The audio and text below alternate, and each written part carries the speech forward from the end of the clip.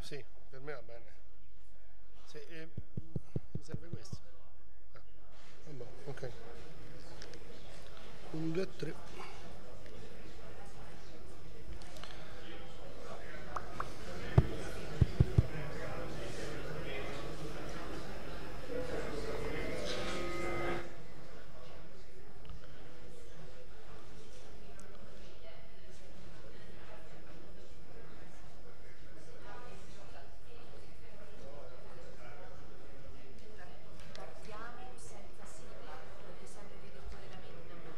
Certo.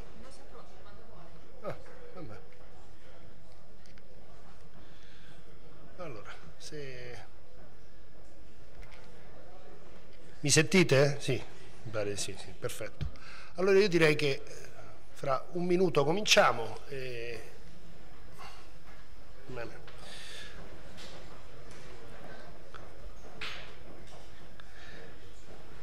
Allora, direi che possiamo partire. Allora, buonasera a tutti. Io sono Francesco D'Ayala, lavoro al giornale radio della RAI, Radio 1 nello specifico. E oggi sono stato chiamato qui appunto a cercare di capirci di più di caudiglio e caudillismo soprattutto. E dunque buonasera a tutti e buongiorno invece al nostro ospite, che adesso apparirà lì, che è Enrique KRAUZE, che è in collegamento con noi da Città del Messico, città dove è nato e dove risiede. Con lui affronteremo oggi l'articolata e complessa figura del caudiglio e cercheremo di proiettare quanta più luce possibile sul caudillismo, che è l'insieme dei comportamenti che fanno del caudiglio, oltre che una persona naturalmente, un sistema di pensieri e di azioni conseguenti che hanno trovato in America Latina il loro habitat migliore lo intendo fra virgolette. Il curriculum stesso di Enrique KRAUZE, lungo tutta la sua carriera intellettuale, scrittore, storico, editore, nonché collaboratore e segretario di redazione della rivista Vuelta, diretta dallo scrittore premio Nobel Octavio Paz, ci permette di affidarci con tranquillità a lui e alla sua esperienza e il lavoro coscienzioso di analisi di chi si è occupato da sempre, senza sconti, di queste caratteristiche del potere. L'obiettivo è di addentrarci, con lui come Virgilio, nella selva intricata che da sempre circonda qualunque potere e chi lo gestisce. Ci descriverà, come ha già fatto con puntualità in libri, articoli e documentari, il caudillismo che con sinistra cadenza ritorna ad affliggere molti leader latinoamericani di ieri e di oggi. Quello che ascolteremo sarà un excursus della nascita e dell'evoluzione positiva e negativa della figura del caudillo, partendo dai suoi arbori, addirittura da Simón Bolívar, passando per la grande rivoluzione messicana di Pancho Villa e Emiliano Zapata, per poi guardare all'epopea di Eva e Juan Domingo Perón in Argentina, per poi ancora, dopo un periodo di dittature impostate quasi tutte dagli Stati Uniti, il risorgere del populismo del XXI secolo. Vorremmo da lui capire le caratteristiche di questo nuovo populismo, le differenze con quelli precedenti, le sue mutazioni temporali e genetiche. Il suo lavoro di ricercatore e scrittore ha portato KRAUZE anche a occuparsi dell'epopea di Hugo Chavez in Venezuela, con El poder y el delirio, un titolo che non ha bisogno di traduzioni neanche in italiano. Un lavoro da storico e analista che è proseguito e che arriva oggi a raccontare di Maduro e dell'evoluzione della sua politica in un Venezuela che, pur atterrato da una crisi economica pluriennale, continua a preferire lui a figure pilotate malamente dagli Stati Uniti. In ultimo, torniamo al suo Messico, al suo presidente nuovo, López Obrador, che pur partito da sinistra riveste immediatamente dopo la sua elezione, pochissimi mesi fa, la parte del caudiglio, che non accetta critiche da destra, ma soprattutto da sinistra, e pilota il paese come se fosse cosa sua. E solo lui sapesse la sequenza giusta delle mosse per togliere, per esempio, 20 milioni di persone dalla povertà, come ha promesso in campagna elettorale. KRAUZE ci racconterà, filtrando la sua esperienza, questo momento del cammino di López Obrador, ma anche e soprattutto cosa dobbiamo aspettarci per il futuro del Messico e dell'America Latina. Basta con le mie parole e a lui la parola e dopo ci sarà il tempo per le domande. Grazie.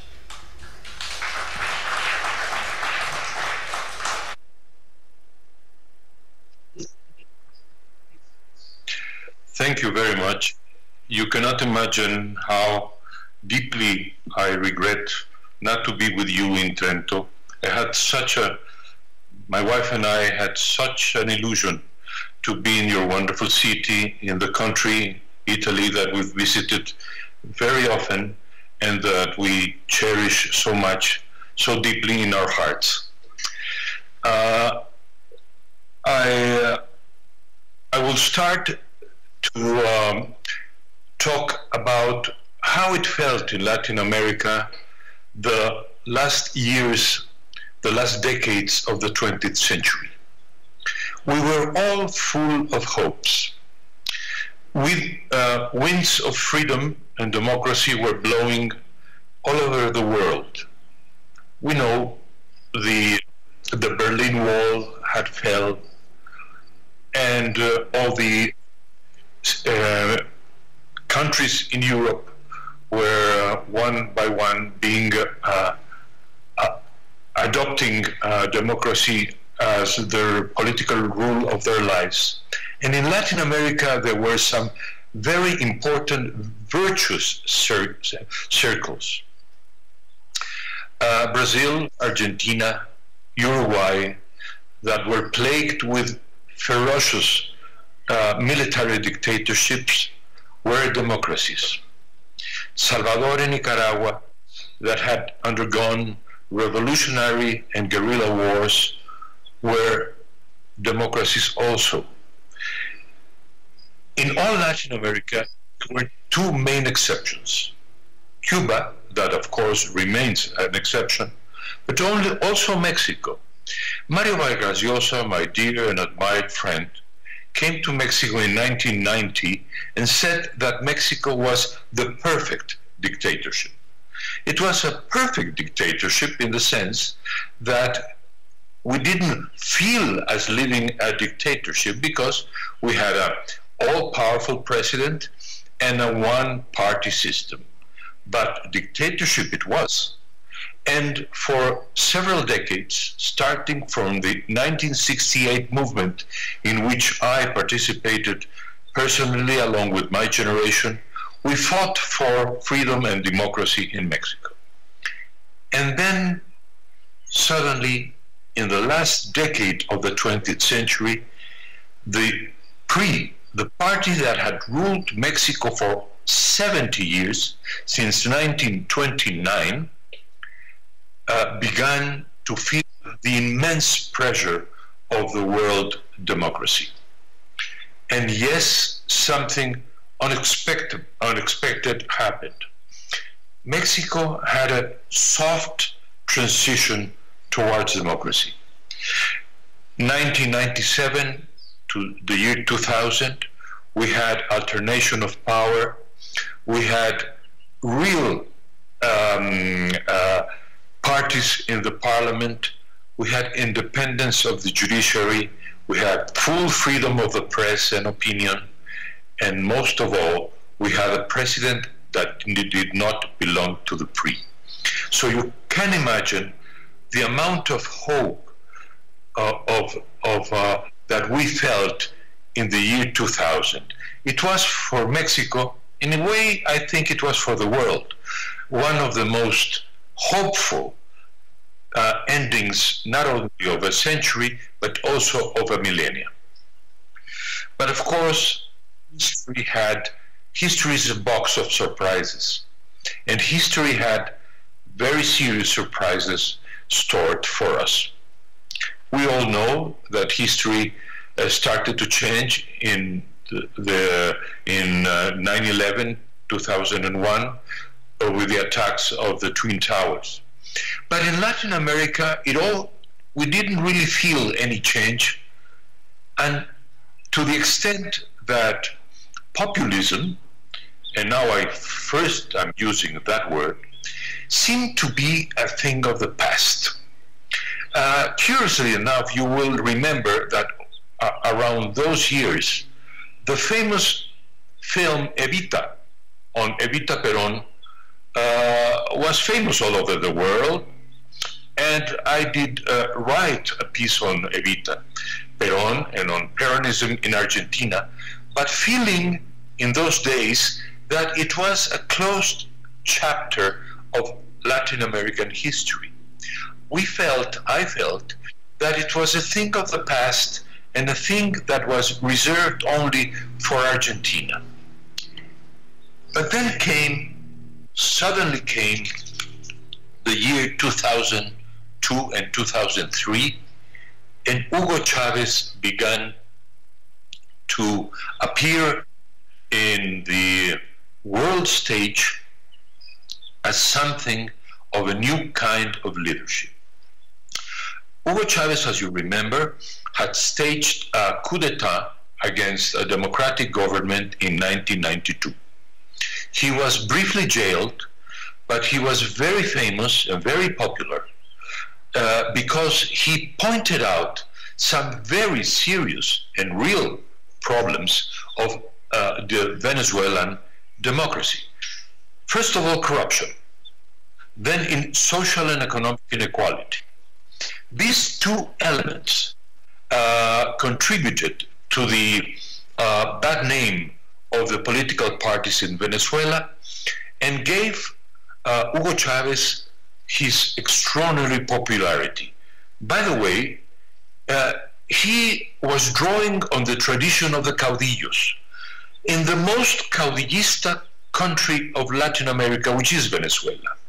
Venezuela is not a very religious country, as Mexico is, but Venezuela has a very strange kind of religion, the religion of Simón Bolívar. And Chavez was very clever to picture himself as a follower of Bolívar. He started talking about the Bolivarian revolution. And he was, and by the way, still is, after he's dead, but in 2013, but he still retains a kind of religious aura around his name, around his legend, around his figure. I began to see the populist government and regime in Venezuela, and then I wrote in 2004, a decalogue of populism, with the 10 points that, in my opinion, are or were, but I think they still are, the 10 main elements of populism in Latin America. First, populism is unimaginable, undistinguishable from a charismatic leader. There is no populism if you don't have the figure of a providential man, a providential person, who will resolve once and for all, once and forever, the problems of the people. Second, the populist uses and abuses the use of the public word, the microphone, the image. Hugo Chavez appeared every Sunday in the television of Venezuela for 7 hours. Third, populism tends to fabricate truth. At that time, we didn't use the word fake news that Donald Trump, that utmost American populist, uses so often. But the populist leader, and Hugo Chavez at that time, wanted to reshape not only truth, but also history, to rewrite history. So, for instance, he pictures himself, as I have told you, as the direct follower of Bolívar. And he even talked about, spoke about Venezuelan history as an immense void from the moment of Bolívar's death in 1830 to Hugo Chavez's presidency in 1998. So we're talking about 160-something years of void. And this is the rewriting of Venezuelan history. So the populist in Latin America rewrites history and, so to speak, privatizes the truth. 4, a populist in Latin America uses in a completely discretional way public money. And 5th, he uses it to distribute it directly to the people. I want to say that in my opinion, because I am not a neoliberal, I think that universal income is something that is necessary in these countries. I happen to think that the idea of Hugo Chavez of giving directly a quota of the national income directly to the people benefits the large poor populations. What I am not in favor of is to charge for that universal income with political obedience. And that is exactly what Hugo Chavez did. 6, the populist in Latin America feeds social hatred, social warfare, social warfare, and also 7, mobilizes permanently social groups and the masses around him. 8, populism needs to focus in an internal or external enemy. Chavez always signaled the United States. Of course, the United States have had a terrible record in Latin America. Absolutely terrible, unforgivable. But the United States are until now, or were until now, the only country that buys directly in cash the Venezuelan oil. But Chavez needed to talk about that external enemy and to talk about the internal enemies. And he was very, very fierce in insulting the medium classes and everyone that opposes him. Finally, 2 elements. The populist in Latin America is against the rule of law. And finally, 10, he usually comes to power by democratic means, but being in power and having all the power of the legislative, the judiciary, the press, the electoral institute, immediately tries to undermine liberties, freedom, and democracy. This is something that I began to theorize and to write about in the year 2004. But in Mexico, in 2005, we saw the rise of the most formidable, popular leader of the Mexican recent history, Andrés Manuel López Obrador, our current president. When I met him in the year 2003 or 4, I was immensely impressed by the man. And I told him that I admired him enormously for his popular instinct and for his will to clean this country of corruption and tackle the problems of poverty and inequality. But at the same time, as a Democrat and as a liberal, I told him that I was very worried for some authoritarian elements in his personality. He had read my books. He showed respect for my work. He's not my age. He's 6 years younger than me. But we had a good, respectful relationship. But politicians tend to be very sensitive towards criticism. And López Obrador is not the exception. And in the year 2006, he launched a formidable campaign for the presidency, a campaign which he lost by 0.02%, only 200,000 votes out of 40 million marked his defeat against another candidate, Felipe Calderón.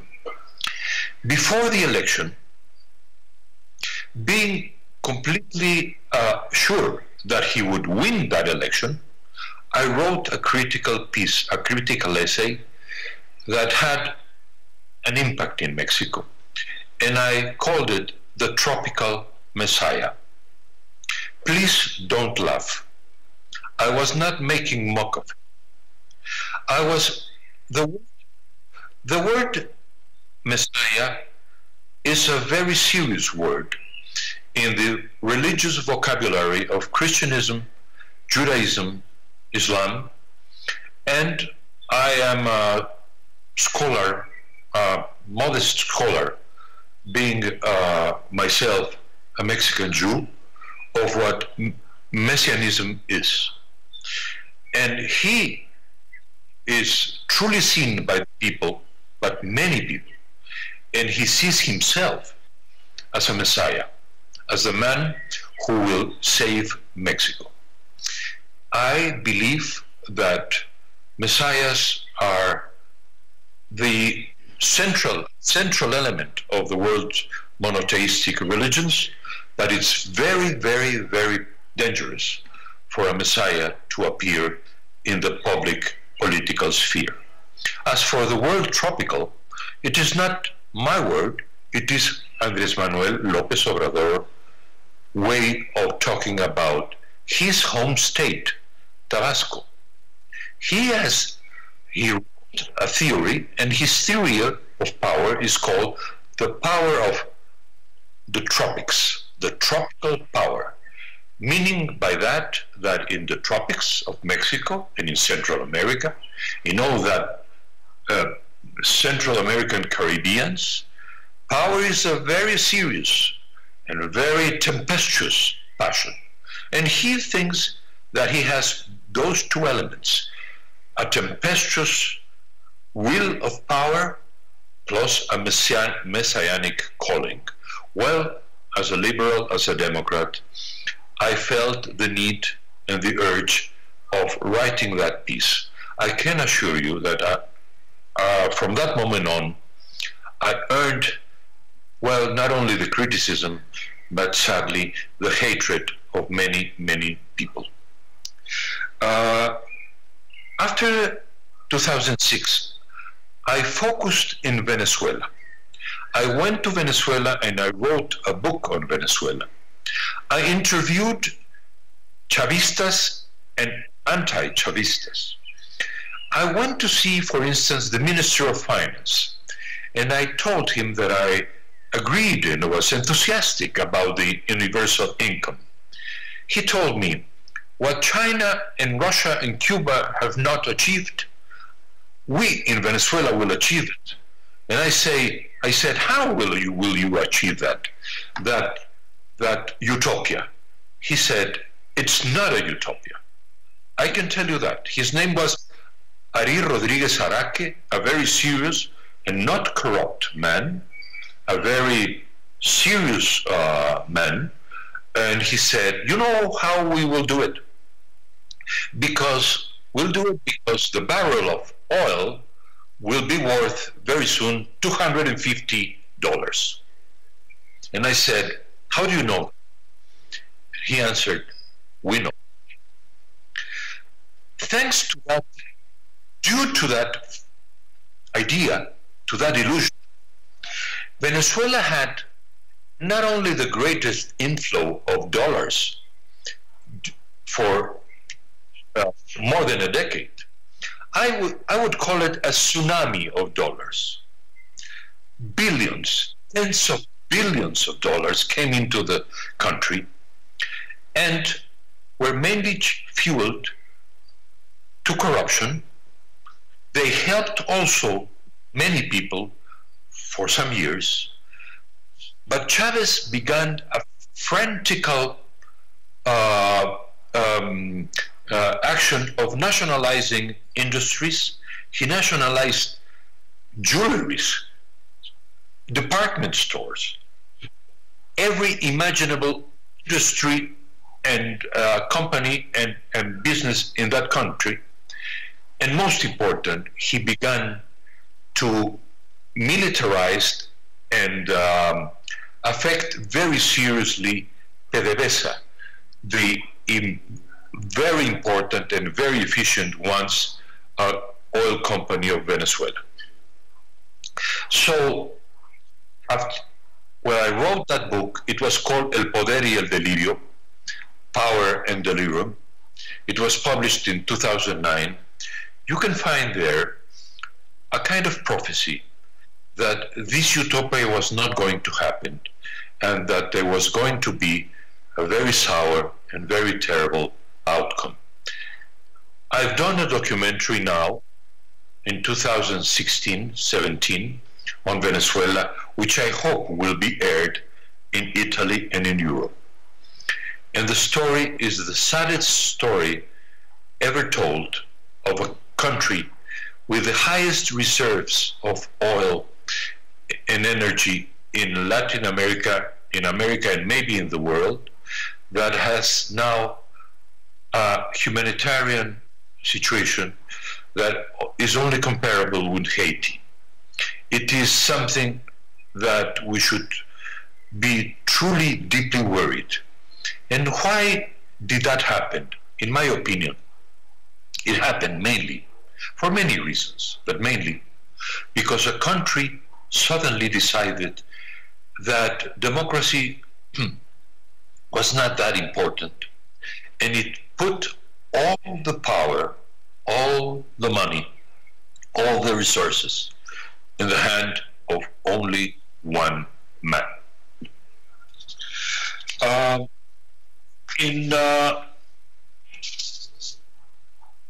A few years ago,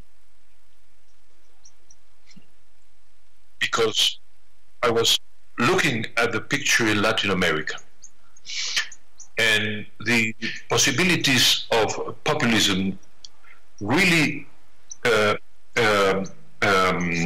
taking roots in Mexico, I did a study on the history, and I would call it even more, the anatomy of power in Latin America.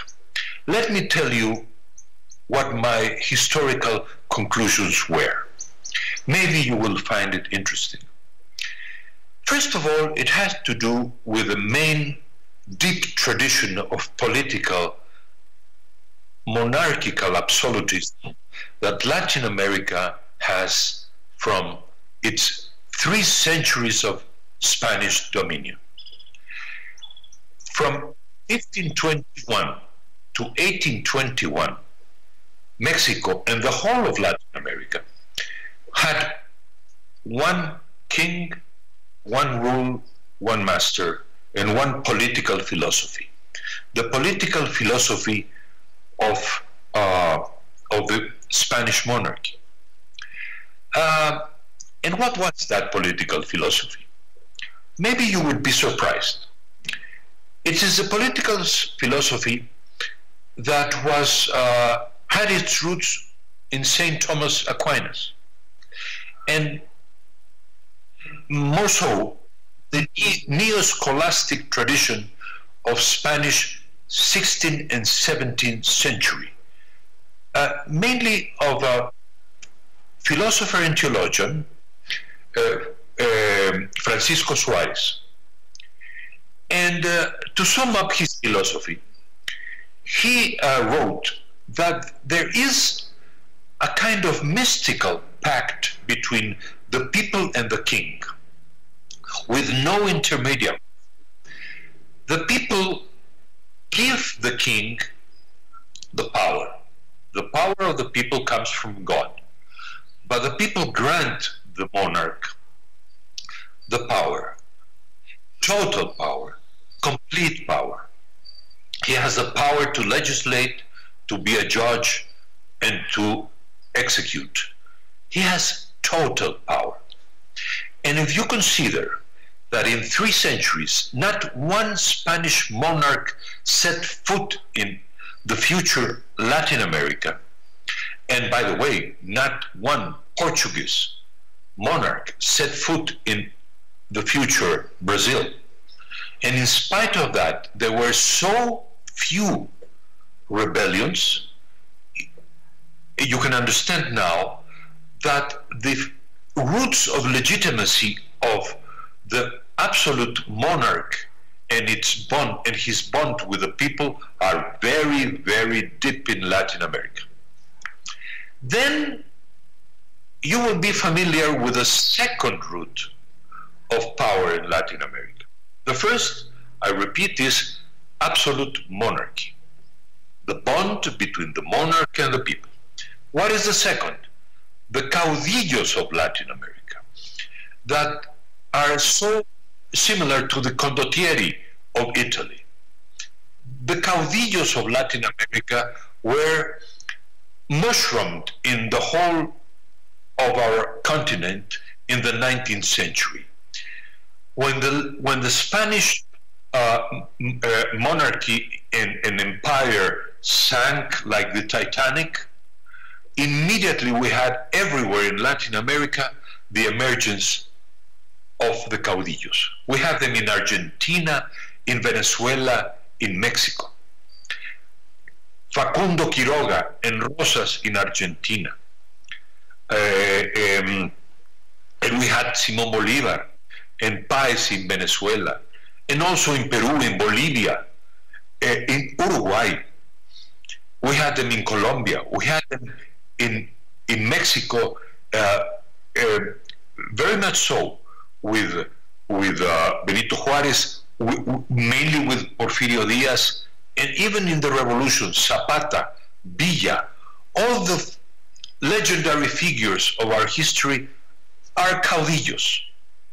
So if you consider summing up the monarchical tradition that comes from 3 centuries of Spanish dominion, plus the emergence of the caudillos in the 19th and 20th century, you can now understand that Latin America has a very, very strong, too strong roots in a non-democratic, non-liberal tradition. In spite of that, in many countries, for instance in Chile, in Argentina, in Uruguay, in Colombia, in the 19th century and in the 20th century, Democrats and liberals have had a share of power. We have had some episodes, but very few. The rule has been monarchical and caudillos, our kinds of monarchs, which are the presidents. And now think about Mexico. We had Porfirio Díaz, that was a monarch like a Habsburg monarch, like a Bourbon monarch for almost 40 years. And then in Mexico, the PRI had one monarch every 6 years. So the liberal and democratic tradition has been very thin in Latin America, very weak, very fragile, and very brief. And everything I'm saying is in a book that I wrote, was published in 2018, in the beginning of 18, and was called El Pueblo Soy Yo. I am the people. Well, the last part of the story is that, yes, a man who believed that he is the people, and a man whom the majority of the Mexican people believe that he represents them, that he incarnates not only a president but also a messiah, has become the Mexican president. Andrés Manuel López Obrador has a complete legitimate mandate to rule over Mexico for 6 years. He is not only powerful, he has, as I say, a religious calling to not only combat corruption and inequality and poverty, which I think is excellent, and also he believes, and he has already started a vast program of universal income. But he has been doing that by harming the economic institutions and even the institutions of welfare that have been effective in Mexico. I mean hospitals, I mean institutions of health and assistance, education, universities, and what's more worrying for me, a big, highly aggressive against freedom of the press, against every person that does not, that dares to criticize him. Well, in that sense, he is not unlike the other historical populists of Latin America, namely Eva Perón, Juan Domingo Perón, and even Hugo Chavez. We are only 6 years, in the first part, 6 months of the 6 years mandate, and I hope, deeply, sincerely I hope, that he will come into terms with the idea that he has to respect freedom of the press, freedom of criticism, and the democratic institutions of Mexico. What awaits us in the future of Latin America, in Argentina, in Venezuela, in Mexico? What is the prospect of Latin America with having that man who I think is not only a populist, but the first real fascist of American history, that is Donald Trump? I have written extensively against Donald Trump, and to my pride, in my magazine Letras Libres, we won a certain prize for picturing the man with a mustache, with a very little mustache that you can imagine was very similar to the mustache of the most ominous leader of the 20th century. So in this way, I think that the future of Latin America doesn't seem grim in the sense that many countries, let's talk about Chile, Colombia, Uruguay, Costa Rica for sure, Paraguay itself, Peru, are democracies. I am worried for a few countries. I'm worried for Brazil, because Brazil has a populist president, but a populist president whose opinions about economy, social issues, moral issues, the sexes, equality of the sexes, about women issues, are extremely reactionary and right-wing. And he is too much in love with the military in Brazil. And Brazil, believe me, has a military tradition.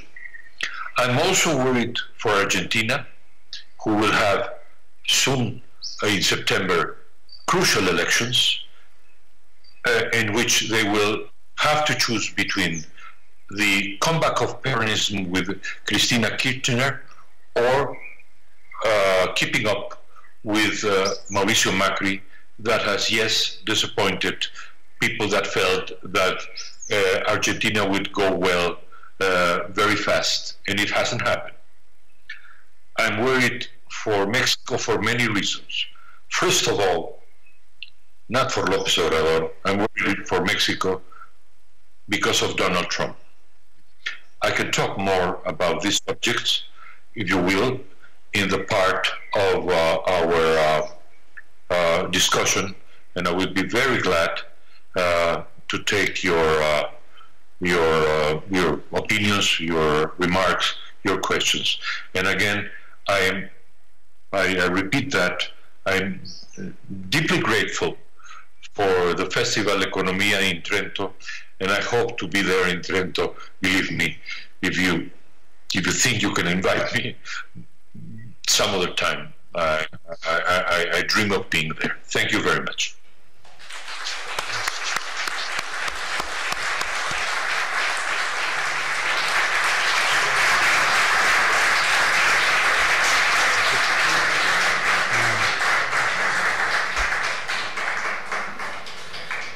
Allora, grazie a Enrique KRAUZE per la sua chiarezza, e ora è il tempo delle domande da parte degli intervenuti. Darò il via io con una domanda chiedendogli quanto sono importanti i social network nella costruzione del caudillo 2.0, 3.0 e 4.0.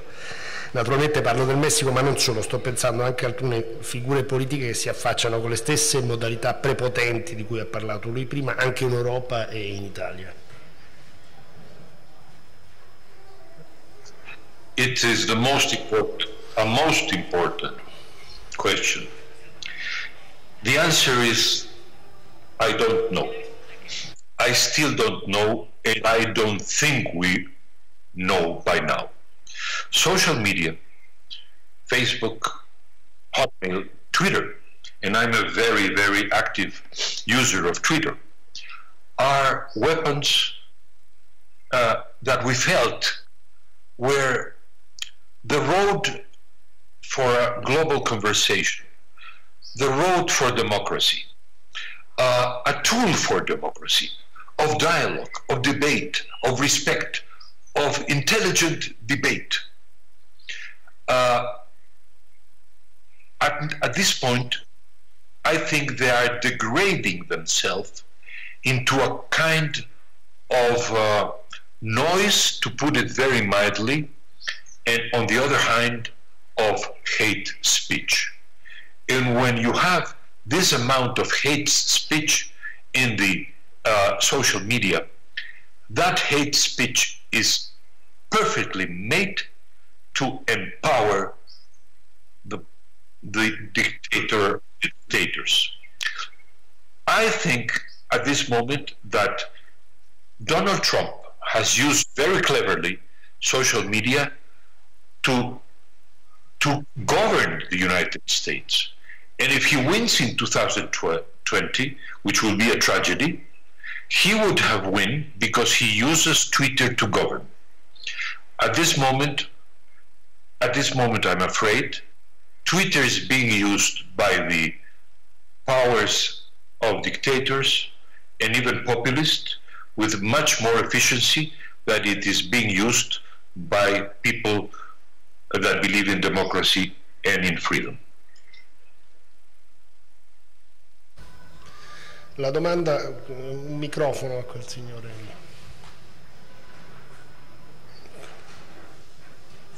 Prego. Scusi, volevo fare una puntualizzazione io. Cioè, no, veramente una domanda. Sì, è implicita la domanda, però se mi lascia un attimo, sì, se no, perdere come vuole. Prego. Bon. Allora, io per caso, facendo una ricerca sul mio computer, andando su Facebook, ho trovato 3 persone che, almeno in Sud America, sono abbastanza importanti. Uno si chiama Chavez ed è un libertario e un economista libertario argentino. Un'altra, forse lei questa la conosce perché vive a Città del Messico, si chiama Gloria Alvarez ed è una politologa che ha studiato anche all'Università di Roma e ha scritto parecchi libri, no? L'inganno populista, eccetera, eccetera. E poi c'è un cileno che si chiama Axel Kaiser, un tedesco che vive insomma, di origine tedesca, che ha scritto insieme a Gloria Alvarez questi. Io non lo so, qua in Europa non sono conosciuto, anche se Gloria Alvarez ha parlato al congresso al Parlamento europeo, no?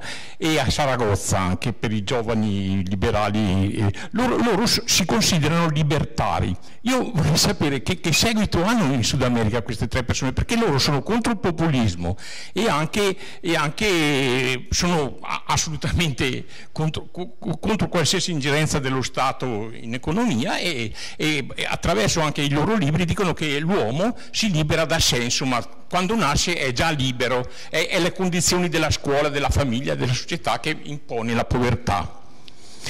Lei che li conosce questi tre personaggi, l'ha sentiti nominare, vorrei sapere un suo giudizio. Scusa. I don't have great feeling about them. I am not a neoliberal. I believe that the state has a role, that the state has an important role concerning education, concerning social and medical issues, concerning, for instance, the very crucial point of security and shielding the people on the terrible problem of violence. I am not a libertarian in that sense. My writings are the writings of a historian. I try to understand. I am not a politician and I am not a propagandist. I am a historian. And I think, for the reasons I gave you, the Spanish roots, the Spanish tradition, we have the tradition of a state, and to think that in Latin America we can be liberals as a textbook in England or as readers of John Locke, well, not to mention more libertarian authors, is wrong, simply wrong.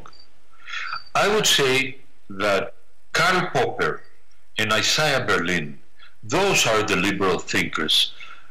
In the case of Isaiah Berlin, directly a teacher and a man whom I knew and whom I edited and revered. So even though I think the people that you mentioned have been doing an important work in focusing on the big, enormous dangers of populism in Latin America, let's put it this way, my outlook and my approach is a different one. I'm more a social democrat that believes in freedom and in democracy. And as a social democrat, I am very worried for the fate of Mexico, and I am mourning, that's a word, the tragedy of Venezuela.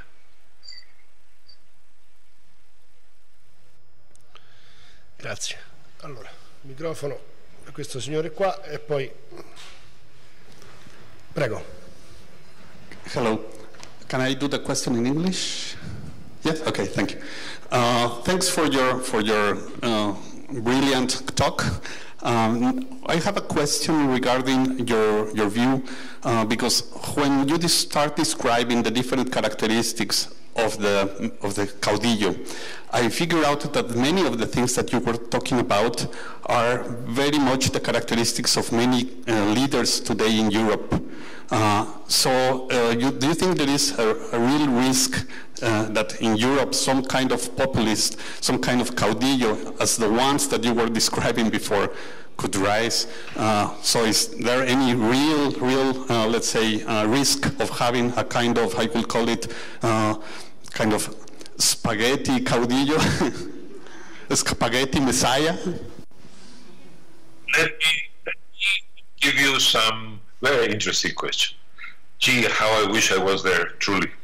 Every minute I wish it more, but alas, I'm here in Mexico. Okay, you know who planted the idea of populism in the head of Juan Domingo Perón? Maybe you don't know. Well, it was Mussolini, because Perón was the military attaché of the Argentinian embassy in 1922 in Mussolini's Italy. And what he saw in Italy, he said, we should have a statue of Mussolini in every city in Argentina. This is the future. He understood the power of the word, the power of public speaking, the power of radio, the power of the microphone, the power of assessing directly the masses in the public square. He needed, but he wasn't such an extraordinary orator. But then he found the perfect match. Well, maybe he was in love with her, maybe. But maybe love didn't have so much to do but the idea of grabbing total power. And then there was Evita Perón. Evita was an actress. Evita was a very famous actress in radio. Poor actress in cinema, but very good actress. And you know what her programs in radio were? She had programs on the great woman in power in history. Catherine, Elizabeth, all the queens. Of course, Perón listened to those programs and he adopted Evita, and he started, let's say, the first Mussolinian experiment in Latin America. Well, it seems now the roles have been reversing. Yes, we are watching the very worrisome panorama, horizon of the strong man in Europe. I still don't see it very clearly in England, but you have Neil Farage, whom I think, and many people think, is the greatest demagogue that has ever lived and born and acted in the English history, the greatest. Because I think Cromwell was not a demagogue. Cromwell was simply a popular, charismatic leader. But a demagogue like Farage, England hasn't seen one. And we have some candidates in Spain, and we have Le Pen in France, and we have some candidates or some politicians, important politicians, I don't want to be unpolite, in Italy, and we have Urban, of course, perfectly shaped, a Latin American populist, a Peronist in Hungary, and we have one also in Poland. So yes, it seems that the populist virus of Latin America that was first born in Italy came back to Europe, and I'm worried for European democracy. But I believe that the tradition of freedom and liberty of Europe and of the great history of Italy and its wonderful historical feats, and the same can be said of France and England and Spain, will prevail.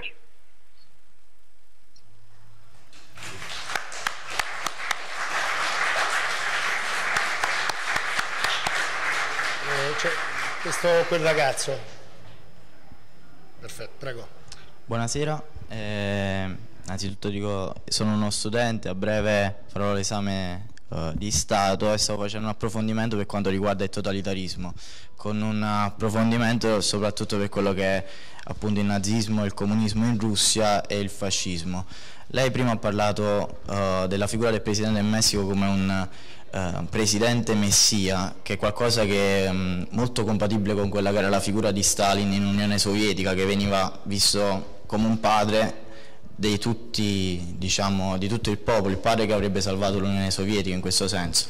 E vediamo come la propaganda e questo grande sentimento che si rivede in Mussolini, Hitler e Stalin di protezione verso il popolo sia molto forte. In parte ha già risposto prima a questa domanda, quindi volevo chiedere quanto anche i caudigli presenti in America Latina precedentemente e anche adesso siano stati influenzati sì dalla dominazione spagnola ma anche portoghese, ma anche se queste figure carismatiche, ecco, abbiano impresso in questi nuovi caudilli una forte impronta, e se, ritornando alla domanda primaria, questi populisti, queste forme di governo possono essere considerati dei veri e propri totalitarismi. Grazie.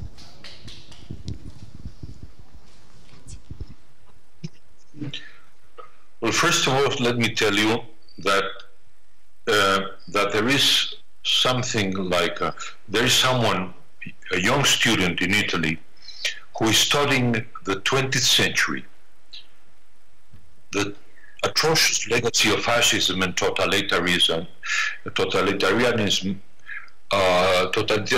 in the 20th century gives me hope. I want to stress that, because my great fear is that young people forget history, dismiss history. It is happening in the United States. People, young people, don't care about history, don't know history. You are not guilty of not knowing firsthand the history that you didn't live. How could I ask you to know by experience what happened in the 80s and 70s and 60s? My experience is not your experience. But I'm very glad to hear that you are now studying the 20th century. If one does not study the 20th, I would say something this clear. If the 21st century forgets the legacy, the horrible legacy of fascism and totalitarianism of the 20th century, both in its right-wing fascist and Nazi wing, and in its communist, Stalinist, Maoist side, if the 21st century forgets that experience, let me, I hope not sound rhetoric, then the 21st century is doomed. If the 20th century forgets that past, the 21st century is doomed. So, yes, I saw in Chavez many features of Fidel Castro's Cuba. And by the way, I'm not saying anything new. It is Chavez himself who said in 2000, in the year 2000, he said this in Havana. He said, Cuba is sailing in the seas of happiness. Very soon, Venezuela will be sailing in the same seas of happiness. Well, there you have it. Venezuela is sailing, yes, like the prophet, the caudillo populist prophet Hugo Chavez envisaged and wanted, in the same seas as Cuba. But those aren't seas of happiness, believe me. As for Mexico, I can tell you something. I believe that López Obrador is of a breed that doesn't have much to do neither with the example of European fascism or of Stalinist experience. But he is a great admirer of Fidel Castro. He shed tears, sincere tears, genuine public tears when Castro died. And he said, I think Castro is a leader of the dimension of Nelson Mandela. Well, I happen to think that he's wrong. Nelson Mandela was a pacifist, and he believed in freedom, equality, and democracy. Fidel Castro never believed in freedom and democracy, and he was a dictator. And after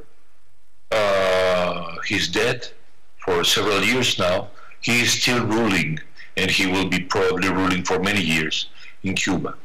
So there are aspects to answer now some specific point of your questions. If you see the use that López Obrador does, and his people and his propaganda apparatus, and how he uses social media to intimidate critics, I can tell you something. That is fascism. That is a seed of a totalitarian regime. Yes, I do not hesitate to say that in its last extent, the wish of populism, at least in Latin America, is to install a regime of a one-man rule with some Latin American or Mexican features, but with a total, complete dominion of one man and one party. Well, how should we call that? Who cares?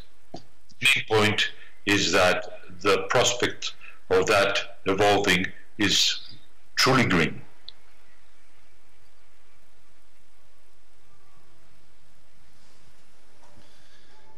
La signora.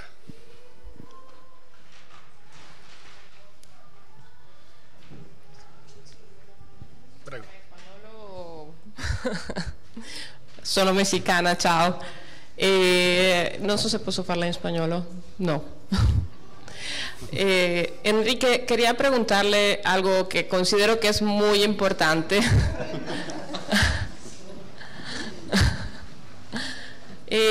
Andrés Manuel López Obrador ahorita está promoviendo el hecho de que sea posible que le quiten la inmunidad al presidente. Estamos hablando de que hay un miedo, un fuerte miedo de que se replique nuevamente un gobierno como el de Chávez, como el de Maduro. No creo que lleguemos al de Maduro, pero similar. Italiano? Italiano. Certo, certo. Sí, sí. Mi pregunta es, ¿usted cree que sea verdad el hecho de que esté promoviendo que le quiten la inmunidad al presidente, porque sería algo disruptivo en cuanto a que finalmente realmente habría una democracia a 360 grados, se podría decir, en México, dado que los poderes estarían un poco más divididos? Faccio la domanda in italiano. In Messico Andrés Manuel López Obrador adesso sta cercando di promuovere una legge nella quale venga tolta l'immunità al presidente, che è una cosa che fino ad oggi è intoccabile proprio. E la mia domanda è se questa promozione che sta facendo di togliere l'immunità sia una cosa vera, che possa accadere e che faccia disrompere proprio una politica che è vissuta per dei secoli in Messico e che comunque vada anche a non andare in linea con governi come quello di Maduro o di Chavez. Bueno, impresiona mucho italiano, inglés, español, perfecto. Muy bien, paisana. Quisiera decir que México no es Venezuela, en primer lugar porque tiene una economía muy dinámica, muy moderna una buena parte de ella, y Venezuela no la tenía, dependía completamente de su petróleo o mayoritariamente. Esto no ocurre en México, en donde el sector privado y el sector privado ligado al exterior es muy importante. En segundo lugar, tampoco tenemos en México una tradición militar como la venezolana. No olvidemos que Chávez fue un militar y López Obrador no es un militar. Habiendo dicho eso, yo sí creo que muchas de las medidas de López Obrador están dirigidas a la concentración absoluta de poder en su persona de manera idéntica a la de Chávez. Quitar la inmunidad presidencial es una de las medidas, pero hay muchas otras medidas. Por ejemplo, la de que a los 3 años va a hacer un referéndum para ver si se queda o se va del poder. Pero todos sabemos que el referéndum le va a pedir que se quede. Y además va a servir para que en las elecciones intermedias del año 2021, él no solamente tenga lo que ya tiene, el Congreso total de México, sino todos los gobiernos de todos los estados, o de prácticamente todos, no todos, pero casi todos. Y además de las legislaturas de los estados, las cuales ya tienen una gran mayoría. Pronto se apoderará, si no es que ya lo tiene, el Poder Judicial. ¿Cuánto falta para que tenga el poder del órgano independiente de las elecciones? Tiene un control muy grande de los medios de comunicación. Los medios públicos de comunicación están dedicados a hacer propaganda de López Obrador. Además, López Obrador, como usted sabe, tiene una conferencia a las 7 de la mañana, de las 7 a las 9, todos los días. Hugo Chávez tenía un solo programa los domingos, de 7 horas. Bueno, López Obrador emplea 10 horas, 2 horas cada día, de lunes a viernes, a hablar de 7 a 9 de la mañana. López Obrador está en todas las conversaciones, en todas las mesas, en todos los rincones, en todos los momentos de la vida mexicana. Creo que no hay un solo caso en la historia de México parecido. Nunca habíamos visto nada así. Creo que estos elementos que estoy dando, junto al elemento que usted ha indicado, lo que apuntan es a la consolidación de un poder, si no totalitario, sí total. Un poder total en México. Esto, quiero decirlo, es más serio que la dictadura perfecta del PRI. Por esta razón, que solo apunto rápidamente. Durante los 70 años de gobierno, el PRI no tenía dueño. El presidente tenía todo el poder por 6 años, pero a los 6 años el presidente se tenía que ir a su casa y no era el dueño del PRI. El sistema político mexicano del siglo XX tenía 2 grandes, digamos, elementos. El PRI era un partido corporativo y el presidente cada 6 años. Nunca un presidente se reeligió y el presidente no era el dueño del PRI. Bueno, ahora quiero decir, las posibilidades de que López Obrador se reelija en 2024 son altas y él es el dueño del partido Morena, de modo que tenemos en México a un hombre che è para todos los efectos prácticos dueño de México. Allora, adesso gli chiedo di ripetermela tutta in inglese, perché sennò diventa una conversazione che vi potevate telefonare in 2, voglio dire, l'avevate risolta, no, una telefonata fra 2 messicani a 5.000 chilometri, mentre adesso gli chiederò di ripeterla tutta in inglese, perché abbiamo solo la traduzione. I'm so sorry. So yes, I'll do it. I'll do it gladly. Con le stesse parole, mi raccomando. To do it even better. So, let's start by saying that the Mexican president, now López Obrador,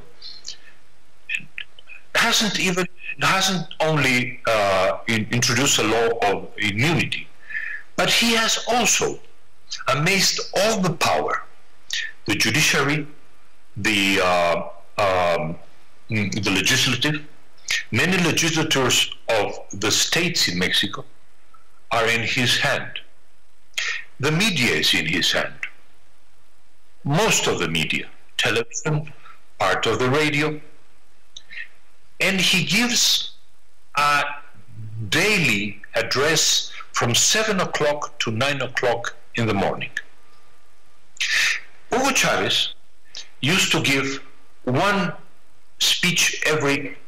program every Sunday. He called it Aló Presidente. In that program, Hugo Chavez danced and recite poems and gave kisses and ordered, and he actually was ruling the country from that Sunday program. Every Venezuelan, his enemies and his friends, watched that program. Aló presidente. Now what happened? Now what happened in Mexico is that we have a daily program from 7 o'clock to 9 o'clock, in which the president sets the agenda. Every Mexican speaks and talks and thinks about López Obrador morning, afternoon, and night. In that sense, he does resemble Hugo Chavez. His aim is to concentrate power, first in the year 2021 in the midterm elections, and then in 2024 in the presidential elections. Does Mexico resemble Venezuela? Yes and no. No, because Mexico has a much more dynamic, modern economy.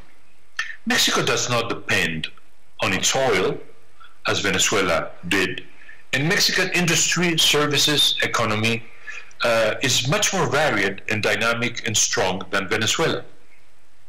On the other hand, López Obrador is not a military. As you remember, Chavez was a military man.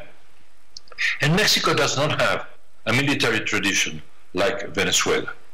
So in those two very crucial points, Mexico is not Venezuela, doesn't resemble Venezuela, and López Obrador is not Chavez. But on the other hand, I said, yes, López Obrador does have the libretto of Chavez. He is completely focused in having the attention and the love, both attention and love, of the Mexican people. First with his program, and then he travels all through the country as if he was in a presidential ongoing campaign, every minute, every hour.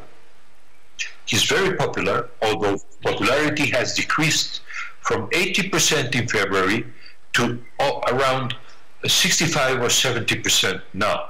It is decreasing because he has truly harmed institutions of health, of education, and he has not been able to curb violence. But he's still very popular because people do believe that he has good heart and good intentions. I don't distrust his intentions, but I believe that in politics and in history, good intentions are not enough. You need to have responsibility and results, and you have to respect institutions, and you have to respect freedom. And I'm worried, and you as a Mexican will understand, and you in the audience will understand very well why I'm worried. This amount of concentration of power is something that we Mexicans have not seen in the whole of our history.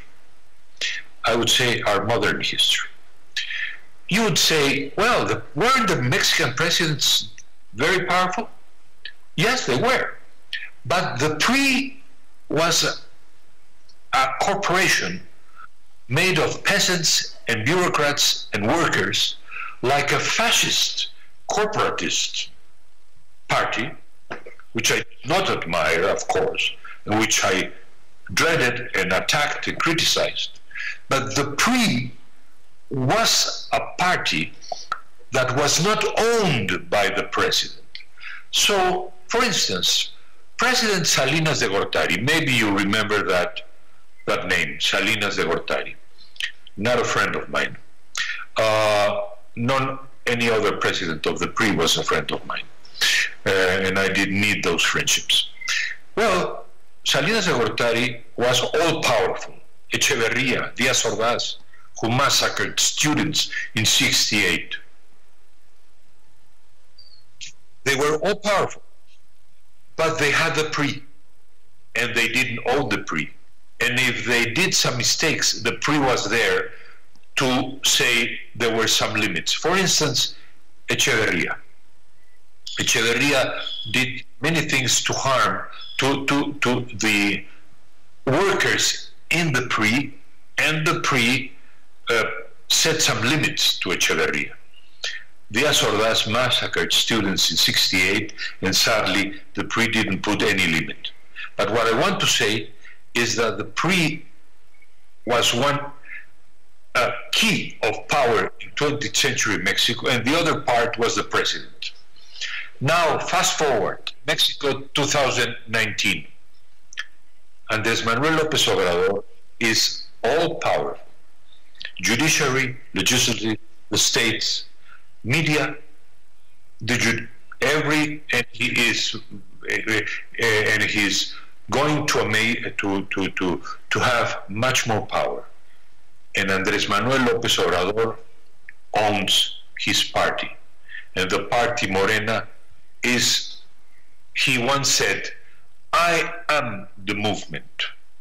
Morena is called Movimiento de Regeneración Nacional. He once said, I am the movement. Well, I think he says also, I am the people. I think he says also, I am Mexico. I think he is the owner of Mexico. Now you understand why I am deeply worried. And yes, this ownership can last not 6 years, not one term. It can last, well, probably in what I think will be my lifetime. At least the next 6 years. Hope I'm wrong. Grazie.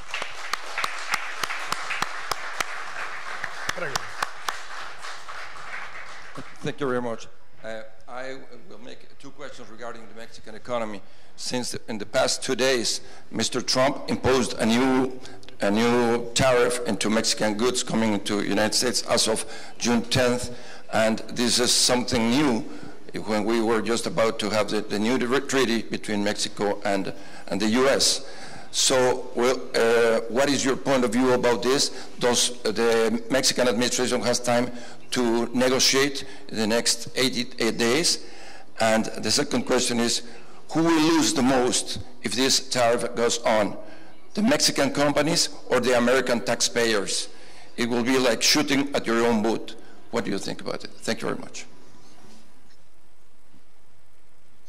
Well, for me it was not a surprise.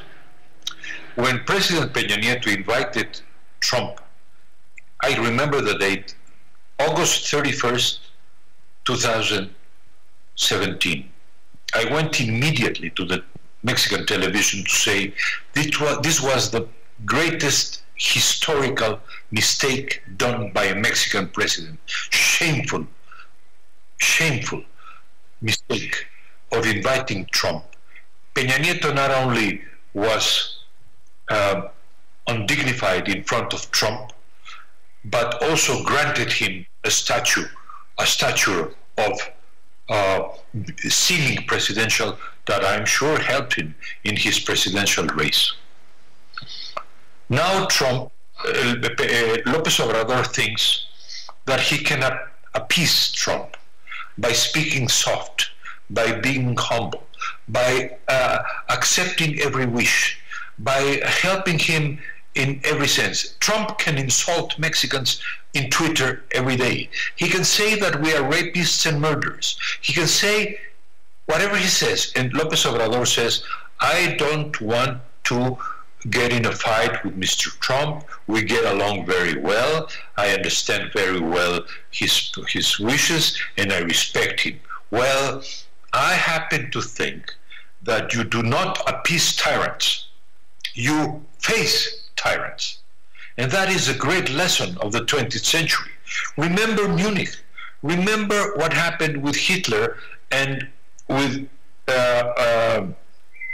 England when they tried to appease Hitler. It was a failure. It was a failure. with tyrants, you don't act that way.